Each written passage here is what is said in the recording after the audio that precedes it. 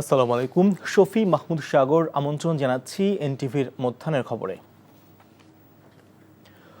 প্রয়োজনীয় সংস্কার কাজ শেষ হলে যত দ্রুত সম্ভব নির্বাচন দেওয়া হবে বলে জানিয়েছেন অন্তর্বর্তীকালীন সরকারের প্রধান উপদেষ্টা অধ্যাপক মোহাম্মদ ইউনুস। গতকাল আজারবাইজানের রাজধানী বাকুতে ফ্রান্স ভিত্তিক সংবাদ সংস্থা এএফপিকে দেয়া এক সাক্ষাৎকারে তিনি এসব কথা বলেন। তার সরকার একটি অন্তর্বর্তীকালীন সরকার, যার মেয়াদ দীর্ঘ হওয়া উচিত নয় বলে ডক্টর ইউনুস বলেন, সরকার নির্ধারণ করবে কবে নির্বাচন হবে। যে কোনো সরকারই দেশকে স্থিতিশীল অবস্থায় রাখতে চায় মন্তব্য করে অধ্যাপক ইউনুস খুব দ্রুত বাংলাদেশের আইন শৃঙ্খলা পরিস্থিতির উন্নতি হবে বলে আশা প্রকাশ করেন। জাতিসংঘ আয়োজিত জলবায়ু সম্মেলন COP29-এ যোগ দিতে বাকু সফর করছেন প্রধান উপদেষ্টা।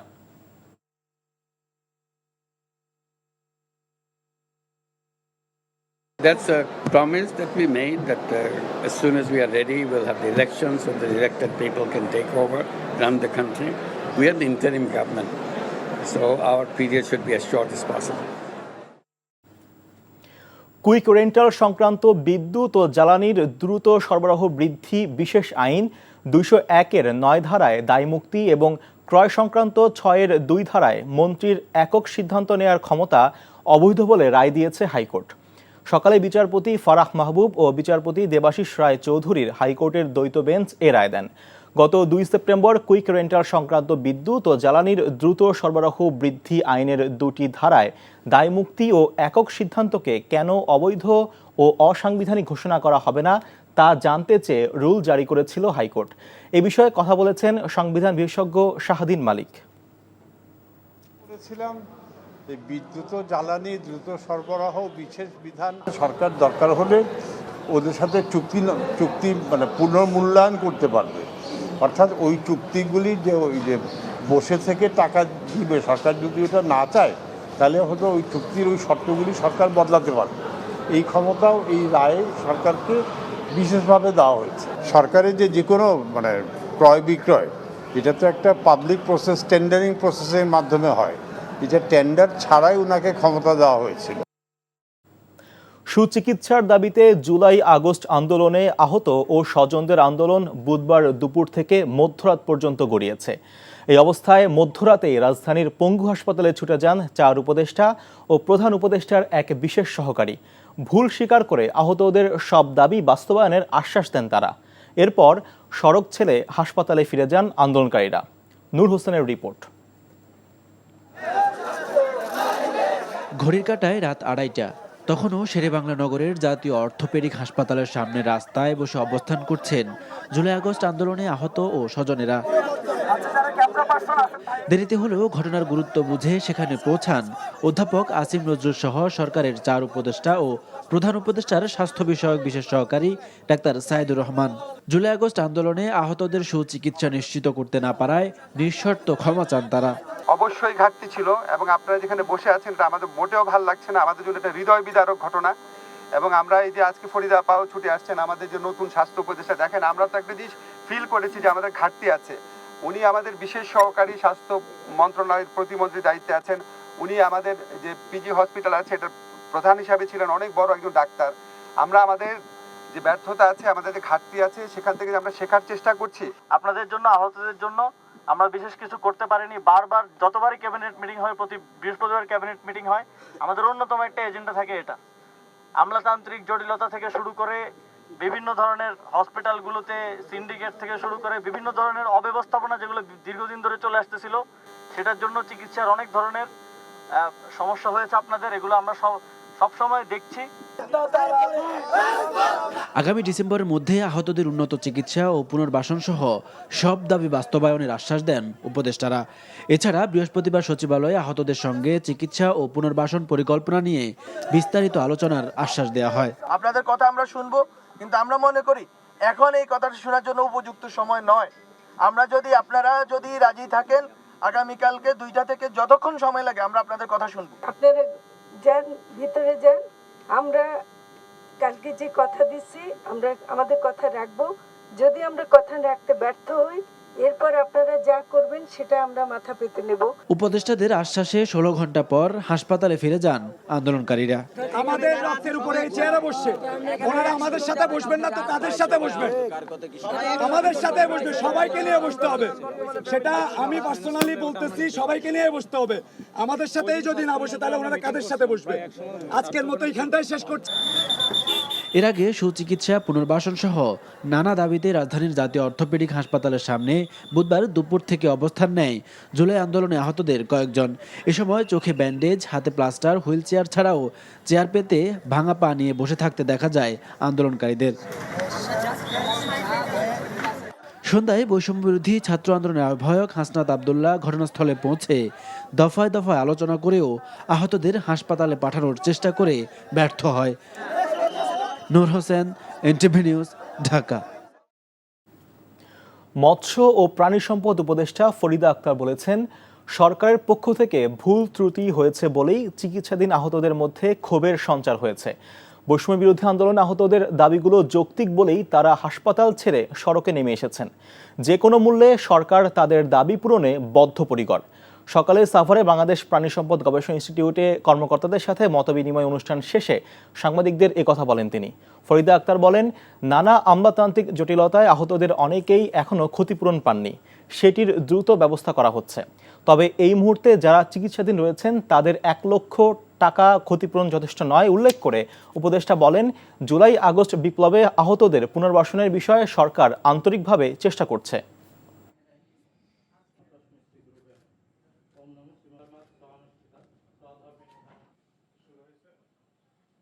তাদের দাবি হলো যে তারা আসলে তো একটা হলো যে তারা শুধু যে চিকিৎসা চাচ্ছে তা না, তারা এমনও অনেকে আছে তাদের মধ্যে যারা একমাত্র উপার্জনশীল মানুষ ছিল, এবং সেটা আমরা মনে করি যে খুবই যৌক্তিক একটা দাবি।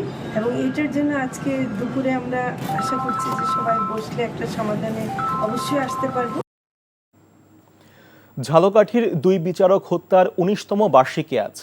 এ উপলক্ষে সকাল থেকে নানা কর্মসূচি পালন করেছে জেলা ও দায়রা জজ আদালতের বিচারকরা। সকালে আদালত চত্বর থেকে একটি শোকযাত্রা বের হয়ে শহর ঘুরে নিহত বিচারকদের স্মৃতিস্তম্ভে গিয়ে শেষ হয়। পরে আদালতের শহীদ সোহেল জগন্নাথ মিলনায়তনে স্মরণসভা, দোয়া ও মিলাদ মাহফিল অনুষ্ঠিত হয়। জামায়াতুল মুজাহিদ্দিন বাংলাদেশ জেএমবি সদস্যদের আত্মঘাতী বোমা হামলায় 2005 সালে এই দিনে সিনিয়র সহকারী জজ সোহেল আহমেদ এবং জগন্নাথ পারে নিহত হন। বিভিন্ন প্রতিষ্ঠান সহ বিনোদন কেন্দ্রের নামে জমি দখলে নিতে নিরীহ মানুষদের নির্যাতন ও উচ্ছেদ করত সাবেক প্রতিমন্ত্রী ও আওয়ামী লীগের সাংগঠনিক সম্পাদক মির্জা আজম। জামালপুরের মেলান্দহ মাদারগঞ্জ আসন থেকে 7 বারের এমপি মির্জা আজম নিজের প্রভাব খাটিয়ে এসব দখলদারিত্ব চালাত জামালপুর শহরে। তার এসব অপকর্মের দোসর ছিল নিজ দলেরই প্রভাবশালী কয়েকজন নেতা। মির্জা আজমের সব দুর্নীতি অনুসন্ধানে দুর্নীতি দমন কমিশন কাজ শুরু করেছে। জামালপুর প্রতিনিধি আসমাউল আসিফের পাঠানো রিপোর্ট। 7 বারের সংসদ সদস্য, সাবেক প্রতিমন্ত্রী ও আওয়ামী লীগের সাংগঠনিক সম্পাদক মির্জা আজম পেশিশক্তি, দলীয় প্রভাব ও নিজের ক্ষমতার অপব্যবহার করে হয়েছেন অঢেল সম্পদের মালিক। বিভিন্ন প্রতিষ্ঠান, বিনোদন কেন্দ্র আর স্ত্রীর নামে করেছেন জমি দখল। জামালপুর শহরের ফৌজদারি এলাকায় একটি বেসরকারি বিশ্ববিদ্যালয়ের ক্যাম্পাস স্থাপনের জন্য ব্রহ্মপুত্র নদের জমিও দখল করেন মির্জা আজম। পরে পৌরসভার অর্থায়নে দখলকৃত জমিতে পৌর পার্কের নামে 8 কোটি 31 লাখ টাকার ব্যয়ে 1450 মিটার সীমানা প্রাচীর নির্মাণ করা হয়। পাশের জমি সব বেদখল দিয়ে চতুর্পাশের বাউন্ডারি করে ফেলছিল। আমার বাড়ির উত্তর পাশে 90% জমিন, দক্ষিণ পাশে হইলো আমার 3 একর জমিন আমার বাড়ির দাগে। এই বাড়ি ঘর খুনে আমার ভাঙ্গে অন্তরস করে দিছে। এদিকে শহরের দেউরপাড় এলাকায় কৃষকের জমি দখল করে মির্জা আজম তার স্ত্রী আলেয়ার নামে গড়ে তোলেন একটি বাগান বাড়ি। এই বাগান বাড়ির অদূরে পলাশগড় এলাকায় দলের নেতাদের জন্য গড়ে তোলেন জামালপুর রিক্রিয়েশন ক্লাব। দলীয় এই বিনোদন ক্লাবে জেলা পরিষদ ও পৌরসভার অর্থায়নে নির্মাণ করা হয় বিভিন্ন কাঠামো। আমি যে জায়গাতে দাঁড়িয়ে আছি সেই জায়গাটা আমাদের 16 বছর আগে বাবুল কমিশন এই জায়গাটা জোর করে দখল করে মির্জা আজমের দিছে এবং মির্জা আজম আলিয়া গার্ডেন করছে। পরবর্তীতে আমরা মির্জা আজমের সাথে যোগাযোগ করলে সে বলছে যে আমি বাবুল কমিশন আমার জায়গা বুঝিয়ে দিছে। বাবুল কমিশনের কাছে গেলে তোমরা বাবুল কমিশনের কাছে, বাবুল কমিশনের কাছে গেলে যে বিভিন্নভাবে হয়রানি, তারা আমাদেরকে বিভিন্নভাবে টর্চারিং করছে। আমাকে 4-5 বার পুলিশদের ধরে নিয়ে গেছে। মির্জা আজম এখানে আসার পর আমাদের এই জমিটা কথাবার্তা বলে না, যে অন্য কোনো জায়গাত আমরা ক্রয় করে দিব।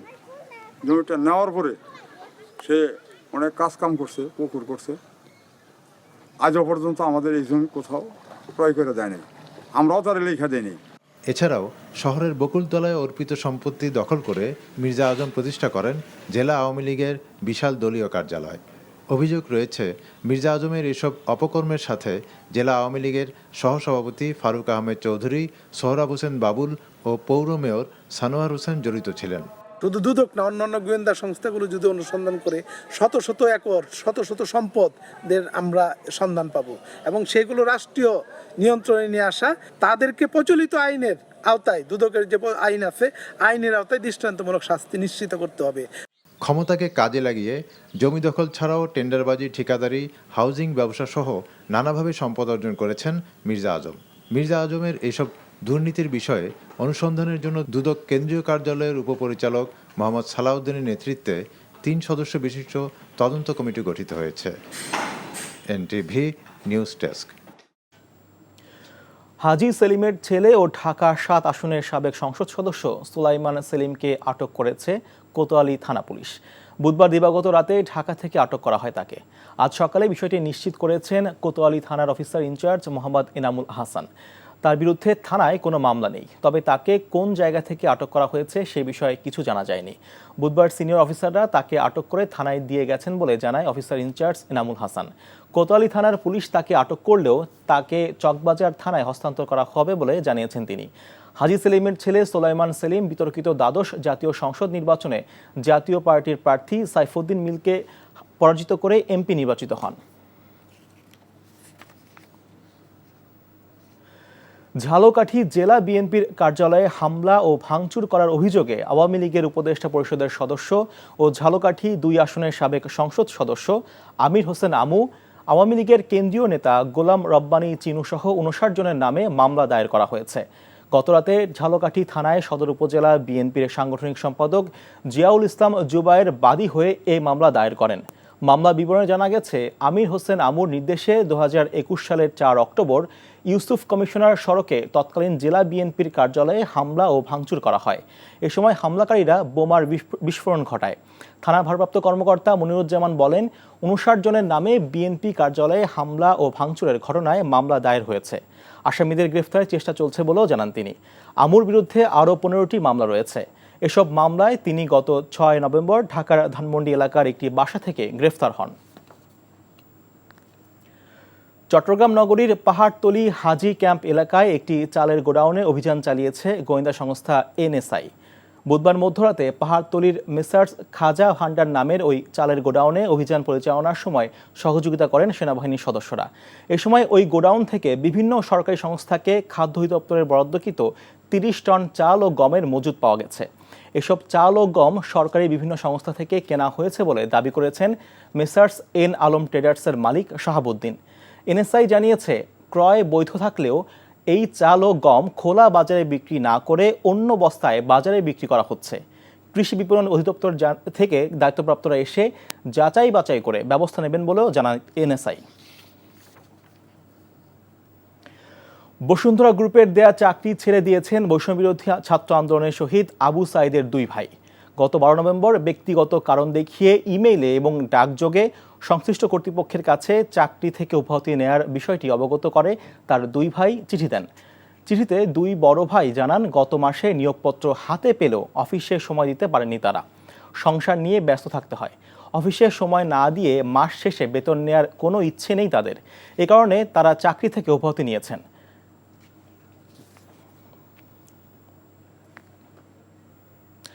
অপরূপ হেমন্ত জানান দিচ্ছে শীতের আগমনী বার্তা, কমছে তাপমাত্রা।